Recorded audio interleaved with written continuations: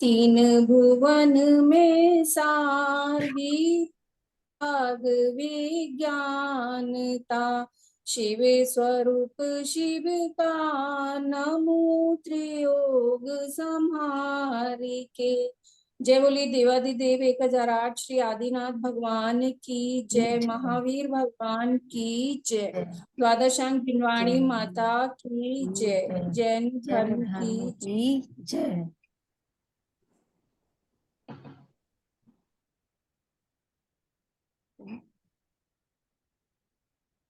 छह ढाला का स्वाध्याय चल रहा है और उसमें हम 5 ढाल का स्वाध्याय कर चुके हैं और 5वीं ढाल के बाद अब हम आज से शुरू करने जा रहे हैं 6वीं ढाल, है ना। 6ठी ढाल पढ़ेंगे। तो 5 ढाल तक पढ़ने के बाद में जहां तक अभी हम पहुंचे उसमें हमने क्या देखा कि पहले चारों गतियों के दुखों का भ्रमण देखा, फिर क्यों भ्रमण कर रहे हैं वो हमने देखा और समझा, फिर उसके बाद में उसके सुख के उपाय क्या क्या हैं, फिर कैसे 12 भावनाओं का चिंतन करना चाहिए, कौन से स्टेज तक पहुंचने के लिए, या तो मुनिराज हैं तो वहां तक पहुंचने के लिए, वैराग्य उपजाने के लिए और वैराग्य को बरकरार रखने के लिए हमने 12 भावनाओं का अध्ययन किया था। अब उन 12 भावनाओं का अध्ययन जो करते हैं धीरे धीरे क्या है, हम उत्कृष्ट तप मार्ग की तरफ बढ़ते जा रहे हैं, मोक्ष मार्ग की तरफ बढ़ते जा रहे हैं। तो जब ऐसी स्थिति आ गई कि मुनि पद स्वीकार कर लिया जिन्होंने, तो अब उनकी चर्या क्या होती है। अगर हमसे कोई पूछे कि जैन धर्म है तो क्या ऐसी चीज है जिसपे आपको अभिमान है, क्या ऐसी चीज है जिसपे आपको गौरव है, तो वास्तव में देखा जाए तो हम श्रावक लोग हैं।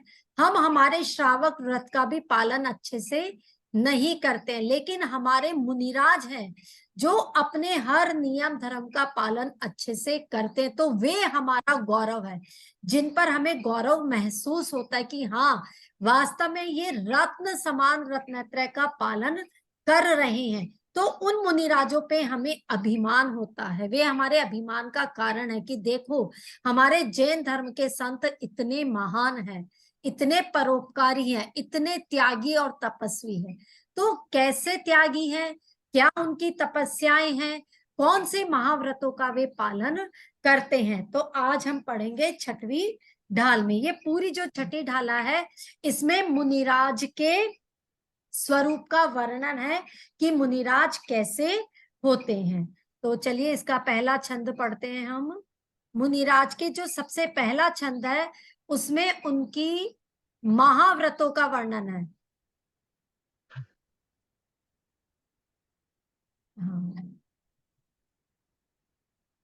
मुनिराज के महाव्रत कौन कौन से होते हैं वे इसमें हम पढ़ेंगे और समझेंगे। षटकाय जीवन हनन ते, सब विधि दरव हिंसाटरी, रागादि भाव निवारते, हिंसा न भावित अवतरी, जिनके नलेश मृषा न जल मृण, बिना दियो गहे, 8-10 सहस विदशील धर, चिद ब्रह्म में नित रमी रहे। हमारे मुनिराज जो वास्तव में किसका आनंद उठा रहे हैं, अपनी आत्मा के अंदर रमने का आनंद उठा रहे हैं। उन्होंने वास्तव में ये जान लिया है कि यदि सच्चा सुख है तो वो सब कुछ छोड़ने में है, चीजें अपनाने में सुख नहीं है। इसलिए उन्होंने क्या किया है, सारी सभी चीजों का त्याग कर दिया है, हर तरह से हर चीज को उन्होंने छोड़ दिया है। क्योंकि जब वो हमारे संसारी जीवों को, हम जैसे मनुष्य को देखते हैं तो उनको पता है इनके पास में घर है, मकान है, बंगला है, स्त्री है, बच्चे हैं, कपड़े हैं, जेवर, फिर भी उनको पता है कि ये दुखी हैं। तो उन्होंने इस चीज को भली भांति से जान लिया, समझ लिया, इसलिए उन्होंने इन सब चीजों को छोड़ दिया और छोड़ करके वो महाव्रती बन गए। अब क्या क्या है उनके महाव्रत, ये देखिए। पहली लाइन में बताया है अहिंसा महाव्रत को। उन्होंने सब प्रकार की हिंसाओं को छोड़ दिया है। कौन सी हिंसाओं को? षट काय जीव न हनन्ते, जो 6 प्रकार के काय वाले जीव होते हैं उनको वो नहीं मारते, नहीं सताते। अब कौन कौन से ये 6 प्रकार के काय वाले जीव? तो एक तो स्थावर जीव। स्थावर जीव में क्या क्या आ जाते हैं? पृथ्वी कायिक, अग्नि कायिक, वायु कायिक, वनस्पति कायिक और जल कायिक। तो इन जीवों की वो किसी भी प्रकार से विराधना नहीं करते, इसीलिए मुनिराज अपना भोजन स्वयं नहीं बनाते। जो श्रावक भोजन बनाते हैं वे उसी भोजन को ग्रहण करते हैं।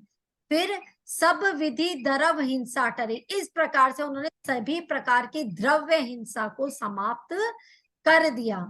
फिर देखो, हिंसा 2 प्रकार की होती है, एक होती है द्रव्य हिंसा और दूसरी हिंसा होती है भाव हिंसा। तो जो पहली हिंसा हमने देखी कि 6 प्रकार के जीवों का वो पूरी तरह से त्याग ले लेते कि मैंने इनमें से किसी भी प्रकार के जीव की विराधना नहीं करनी है, हिंसा नहीं करनी है, तो उसका नाम तो कहलाता है द्रव्य हिंसा। अब दूसरी हिंसा कौन सी है? भाव हिंसा। तो भाव हिंसा क्या होती है?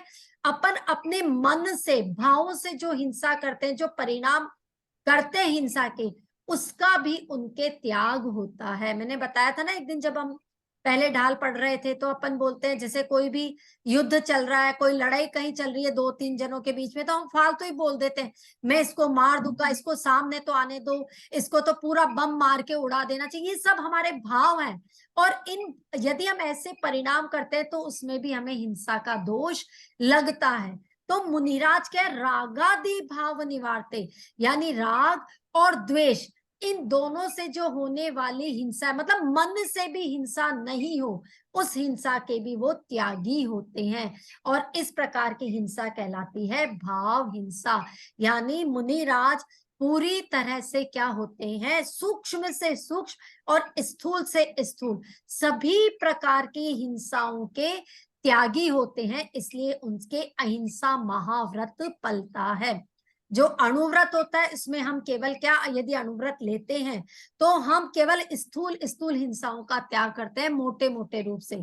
छोटी छोटी प्रकार की हिंसाओं का हम त्याग नहीं कर पाते, इसलिए उस हिंसा को एक देश त्याग बोलते हैं। लेकिन जो हमारे मुनिराज हैं वो सभी प्रकार की हिंसाओं के त्यागी होते हैं, चाहे फिर वो द्रव्य हिंसा हो, चाहे वो भाव हिंसा हो। तो इस प्रकार इसको बोलते हैं अहिंसा महाव्रत। ये अभी हम मुनिराज के 28 मूल गुण पढ़ रहे हैं। तो 28 मूल गुण में सबसे पहले आते हैं 5 महाव्रत। उस 5 महाव्रत में सबसे पहला आता है अहिंसा महाव्रत। तो अहिंसा महाव्रत सबको समझ में आ गया कि 6 प्रकार के कायों की हिंसा का त्याग और राग परिणाम, राग द्वेष आदि से जो भाव होते हैं उस हिंसा के भी त्यागी अहिंसा महाव्रती कहलाते हैं। फिर और आगे कौन सा महाव्रत है? जिनके न लेश मृषा न जल मृणा, मृण हूं बिना दियो गए। पहले जो आधी लाइन है उसमें कह रहे हैं जिनके किंचित मात्र भी असत्य नहीं है, जो बिल्कुल भी झूठ नहीं बोलते हैं, है ना, बिल्कुल असत्य भाषण नहीं करते हैं। और ये होता है कि इसका मतलब ये भी है कि वो हित मित प्रिय वचन बोलते हैं। कब बोलते हैं वो हित मित प्रिय वचन? जैसे जब हमें प्रवचन देते हैं। वो क्यों देते हैं प्रवचन? उनको क्या जरूरी है? वो तो चाहे तो अपनी आत्मा में भी लीन रह सकते हैं, लेकिन क्योंकि उन्हें पता है हमारे लिए हितकारी और हमारे लिए प्रियकारी वचन क्या है, उनके प्रवचन है, इसलिए वो ये भाषण मतलब उस समय प्रवचन करते हैं, हितकारी और मितकारी और प्रियकारी प्रवचन देते हैं। इतना सा भी झूठ नहीं बोलते हैं, उसको हम बोलते हैं दूसरे नंबर का महाव्रत सत्य महाव्रत, झूठ नहीं बोलना। हम लोग तो क्या करते हैं, फिर भी जैसे बोलचाल की भाषा में सही, मजाक की भाषा में सही, हम लोग झूठ बोल देते हैं। जैसे फोन आता है, कहाँ पर हो? हम होते कहीं है, बोल कहीं देते हैं हम यहाँ हैं। मैं अभी 5 मिनट में आ रहा हूँ और आते 2 घंटे बाद है। तो ये सब क्या है, झूठ का दोष लगता है इन सब में। सच सच बता दे तो वो सत्य महाव्रत की श्रेणी में आता है। तो दूसरा महाव्रत हो गया सत्य महाव्रत। तीसरा क्या है, व्रण हूं बिना दियो गहे। जल, आगे वाली लाइन में जल आ गया, जल मृण हूं बिना दियो गए, यानी बिना दिए किसी के जल और मिट्टी भी क्या करते हैं, ग्रहण नहीं करते हैं। इतने मतलब क्या होते हैं, ताकि उनको क्या है, चोरी का दोष नहीं लग जाए। आजकल क्या है, मतलब सारी ही जो ये प्लॉट्स वगैरह सब बिक जाते हैं, तो वहां की मिट्टी भी एक्चुअली किसी ना किसी के अंडर में आ जाती है, वहां का पानी किसी के अंडर में आ जाता है।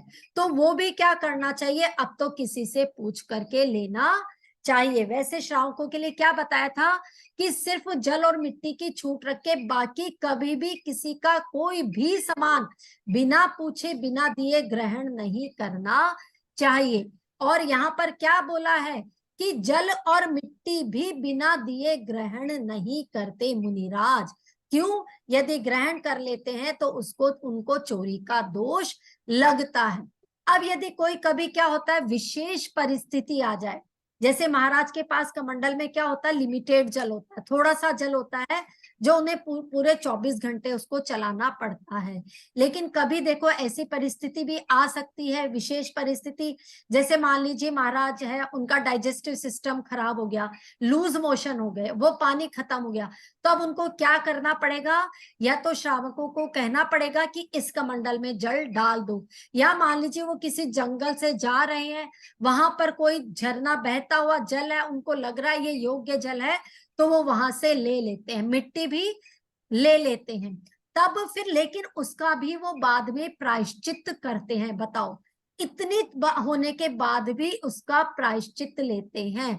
इस व्रत को क्या बोलते हैं, अचौर्य महाव्रत। यानी जल और मिट्टी भी जो बिना दिए ग्रहण नहीं करते, तो वो और चीज की तो हम क्या सोच सकते हैं कि वो किसी और से बिना दिए कुछ ले लेंगे, क्योंकि उन्होंने जब संसार में सभी चीजों का त्याग कर दिया, तो वो कोई चीज लेंगे तो भी किस लिए लेंगे, है ना। तो कोई चीज बिना दिए ग्रहण नहीं करते, इसको बोलते हैं अचौर्य महाव्रत। फिर उसके बाद में अगला जो महाव्रत आता है वो है ब्रह्मचर्य महाव्रत। कितना कितना देखो ब्रह्मचर्य की कितनी महिमा है। 8 10 सहस्र विधिशील धर। 8 मतलब 8, 10 मतलब 10, और सहस मतलब 1000। ये जो हिंदी की गिनती है ना, ये उल्टी चलती है, इसमें 8 10 सहस। हम बोलते समय क्या बोलते हैं, 1018, क्या बोलेंगे, 1018, और इसमें क्या लिखा, 8 10 सहस, ऐसे चलती है गिनती। तो 18,000 प्रकार के शील का पालन करते हैं। 18,000 प्रकार के शील का जो पालन करते हैं, वे मुनि क्या होते हैं, ब्रह्मचर्य महाव्रत के धारी होते हैं। और चिद्ध ब्रह्म में नित रहे, अपने ही ब्रह्म में जो हमेशा, यानी अपनी आत्मा के अंदर ही जो लीन रहते हैं, वे ब्रह्मचर्य महाव्रत के धारी होते हैं। अब ये 18,000 प्रकार का शील कितना बड़ा होता है, क्योंकि देखो हर प्रकार का ये से उनको त्याग करना होता है ब्रह्मचर्य में। जैसे कहते हैं कि ये तो पता ही है कि स्त्री के संसर्ग में वो नहीं आते, अपने ही ब्रह्म में वो लीन रहते हैं। जब आहार करते हैं केवल तब स्त्री सिर्फ पास में खड़ी होती है, स्पर्श नहीं करती है उनको, लेकिन 7 हाथ दूर उनसे स्त्रियां रहती है। फिर वो कोई राग कथा नहीं सुनते, कोई वी कथा नहीं सुनते, हर प्रकार की कथा वी कथाओं से वो दूर रहते हैं। इसलिए वो 18,000 प्रकार के शील का पालन करते हैं। इस शील का पालन करने के कारण ही देखो, अभी हम आगे पढ़ेंगे जो 7 प्रकार के उनके वो आए, तो उसमें बताते हैं वो स्नान नहीं करते, अपने दांत नहीं धोते। स्नान क्यों नहीं करते, क्योंकि उनको अपने शरीर का, अपने रूप का मोह ही नहीं है। जो शरीर को सजाते हैं संवारते हैं, इसका मतलब उनको अपने शरीर से मोह है, और शरीर से मोह होने का कारण का मतलब है उनके ब्रह्मचर्य व्रत नहीं है। तो जिनको ब्रह्मचर्य व्रत का पालन करना होता है वे अपने शरीर को सजाने संवारने में टाइम नहीं वेस्ट करते, इसलिए वो नहाते नहीं, क्योंकि उनको अपने शरीर को सुंदर नहीं बनाना है, मैं तो मना करता रहा था, उम्र ये मोहित हो जाए बोला ऐसा काम उनको नहीं करना है। तो इसलिए अभी पढ़ेंगे आगे जब उनके 7 शेष गुण आएंगे तो, ठीक है ना। तो ये पहला जो छंद था, इसमें 4 प्रकार के महाव्रतों की चर्चा की मुनिराज के। कौन कौन से हो गए, नीलम भाभी बताइए, कौन कौन से महाव्रत हो गए? अहिंसा महाव्रत, हाँ सत्य महाव्रत, हाँ अचौर्य महाव्रत और हाँ, ब्रह्मचर्य महाव्रत। ब्रह्मचर्य महाव्रत, ये 4। और ब्रह्मचर्य महाव्रत में कितने प्रकार के शील का पालन करते हैं? 18,000 शील का पालन करते हैं। हाँ, 18,000 का शील का वो पालन करते हैं। अच्छा, अब ये बताइए वो क्या चीज है जो बिना दिए ग्रहण नहीं करते हैं? वो जल और मिट्टी बिना भी दिए ग्रहण बिना नहीं दिए करते। ग्रहण नहीं करते हैं। तो और नहीं करते। की फिर बात है क्या, वो और कुछ भी बिना दिए ग्रहण नहीं करते। तो हमारी 6वीं ढाल में ये पहला छंद था मुनिराज के महाव्रत के संदर्भ में। अब हम चलते हैं दूसरा छंद पढ़ते हैं मुनिराज की, कि आगे कौन सा महाव्रत है जो बताया है।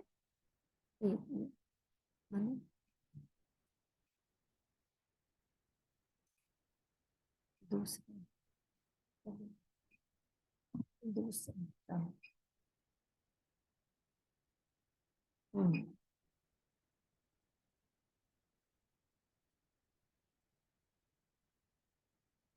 हाँ चलिए दूसरा छंद देखते हैं।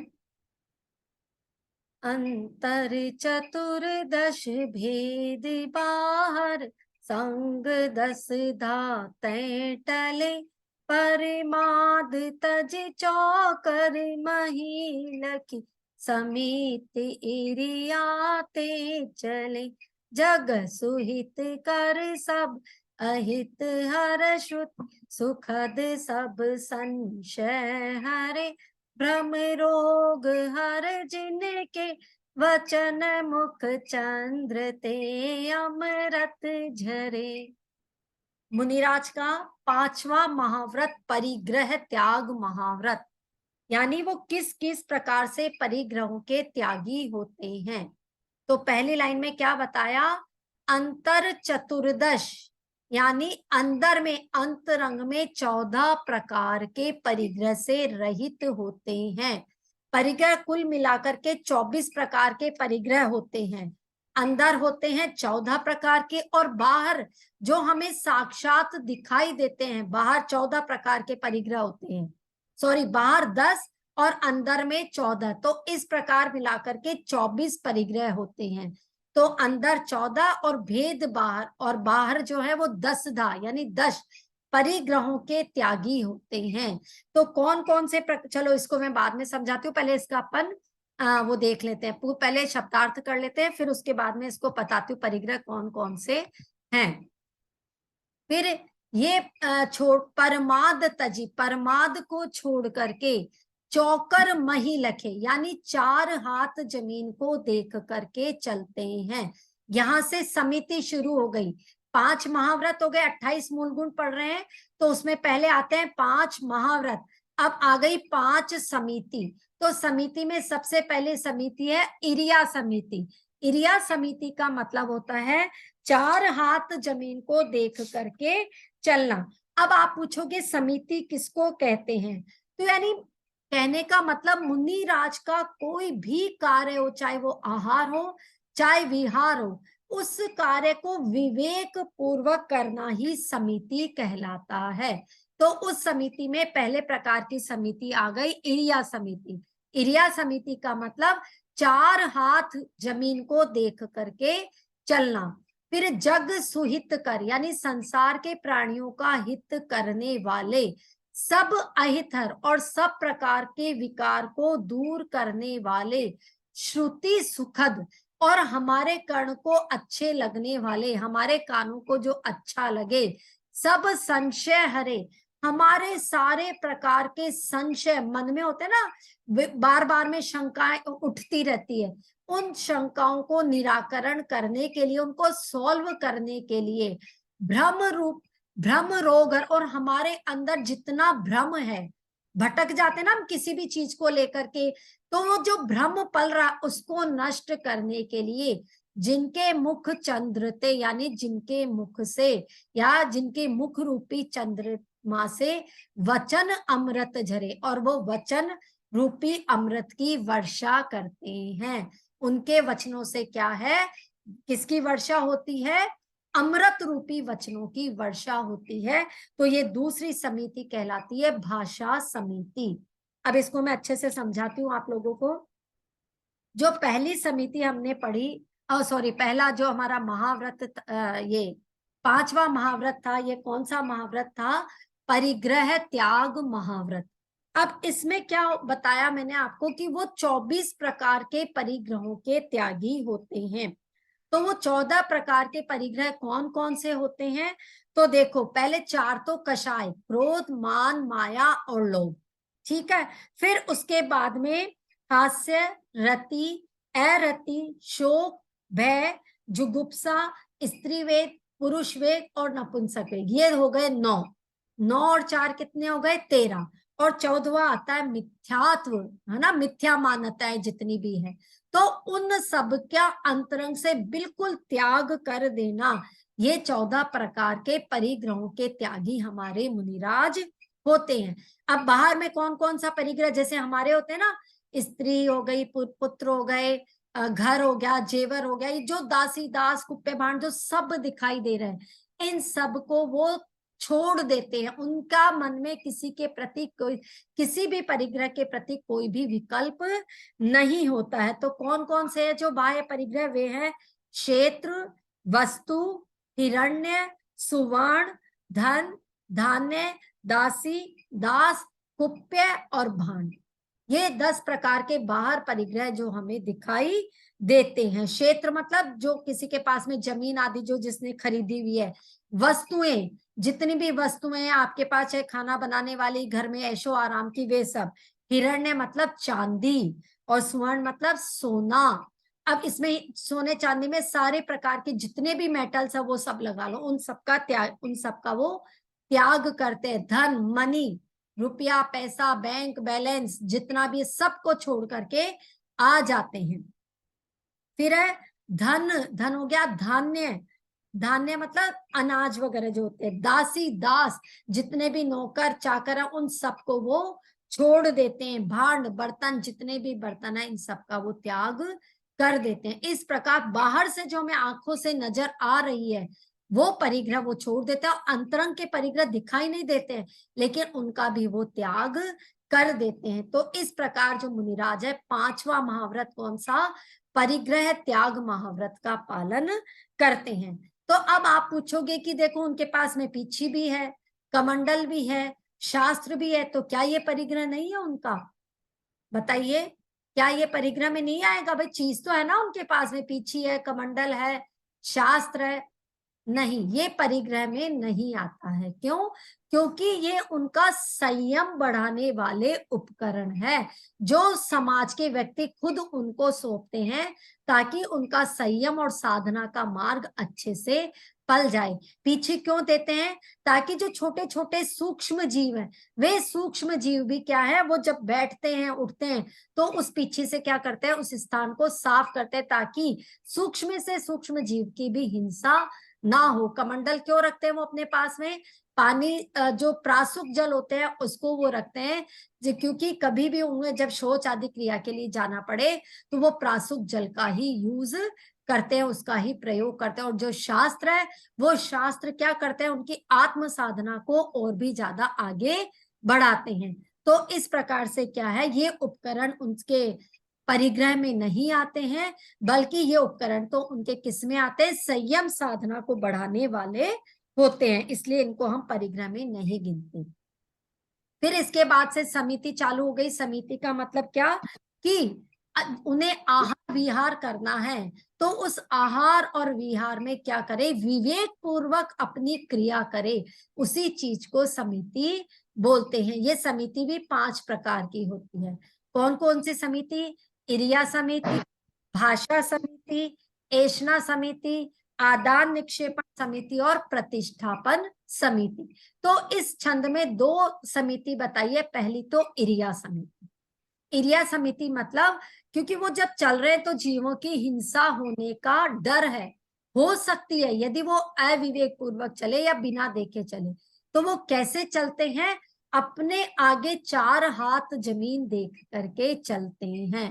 अब आप सोचो, जो आदिनाथ भगवान थे तो उनके तो 4 हाथ कितने बड़े होते होंगे, क्यों? क्योंकि उनकी तो हाइट ही कितनी थी, 500 धनुष ऊंचाई की हुए थे आदिनाथ भगवान।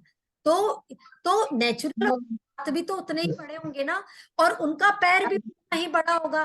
तो ताकि वहां तक हिंसा ना हो तो उनकी आंखों से वो वहां तक की जमीन को देख करके चलते थे। इतनी सूक्ष्म हिंसा के त्यागी होते हैं हमारे मुनिराज, महाव्रतों का पालन करने वाले मुनिराज।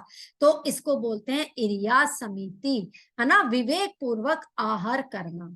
फिर दूसरी समिति है भाषा समिति, यानी जो आगम के अनुसार हित मित प्रिय वचन बोलते हैं, उसको बोलते हैं भाषा समिति। अब यहाँ पर बात आई थी कि हमें अच्छे लगने वाले, हमारे कानों को अच्छे लगे। अब आपके कानों को तो हो सकता है राग वाली कथाएं अच्छी लगे, है ना, विषय वाली कथाएं अच्छी लगे, विकार वाली कथाएं अच्छी लगे, लेकिन नहीं, मुनिराज कैसी कथा सुनाते हैं? इसमें साफ साफ लिखा है कि जो आगम के अनुसार हित मित प्रिय वचन है ना, जो प्रवचन हम सुनते हैं वो आगम के अनुसार ही होते हैं।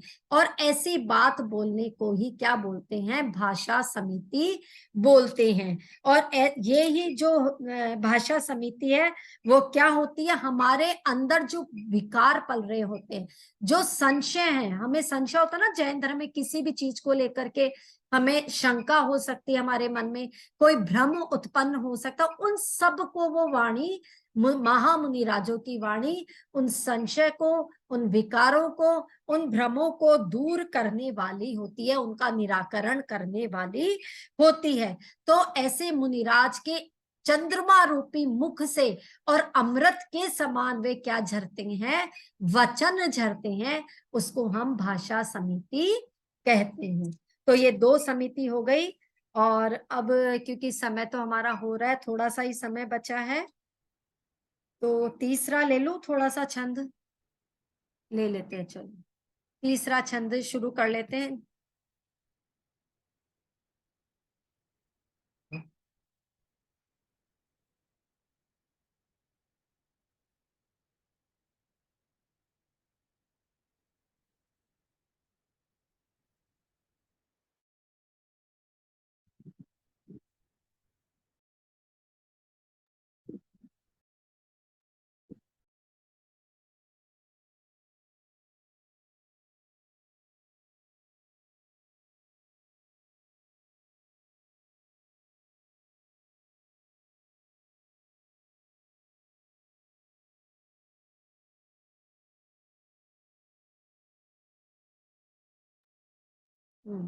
तीसरा छंद पढ़ते हैं।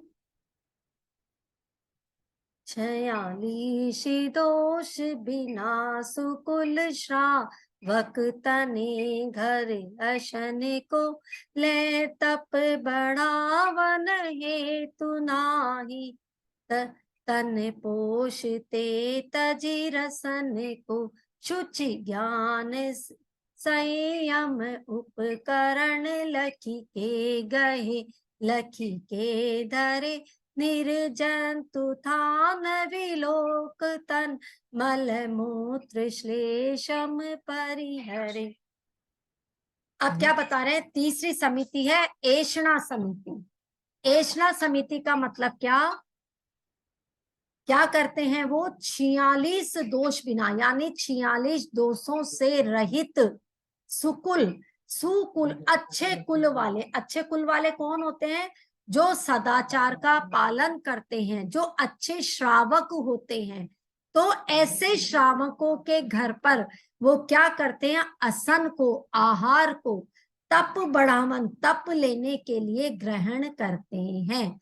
तो तीसरी समिति आ गई कि ऐषणा समिति, यानी वो क्या करते हैं, 46 दोषों से जो मतलब जो हमने भोजन बनाया है वह भोजन में किसी प्रकार का दोष लगा हुआ नहीं होना चाहिए। तो ऐसे श्रावक जो 46 दोषों के बिना भोजन को बनाए, उन श्रावकों के यहाँ वो भोजन ग्रहण करते हैं। तो फिर क्या वो भोजन ऐसे ही ग्रहण कर लेते हैं, क्या रस लेने के लिए ग्रहण करते हैं? नहीं, ले तप बढ़ावन हेतु, यानी वो अपने देखो तप को बढ़ाने के लिए आहार ग्रहण करते हैं, न कि पोषते तजी रसन को, ना कि अपने शरीर को पोषण देने के लिए। यानी मुनिराज आहार क्यों ग्रहण करते हैं?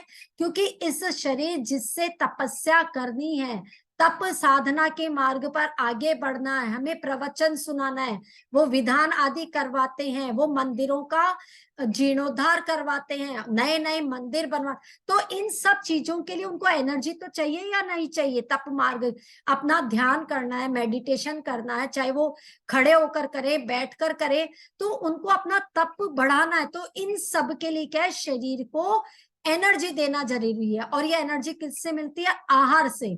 तो ये आहार वो रस को छोड़ करके त्याग करते हैं, वो कभी कभी उनोदर तप पालते हैं, यानी भूख से कम।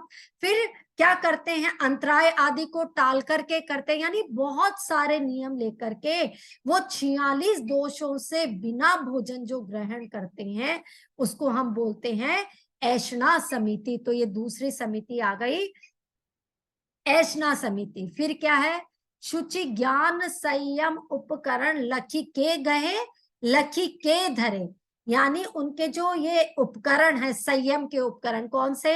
शास्त्र हो गया, कमंडल हो गया और पीछी हो गई।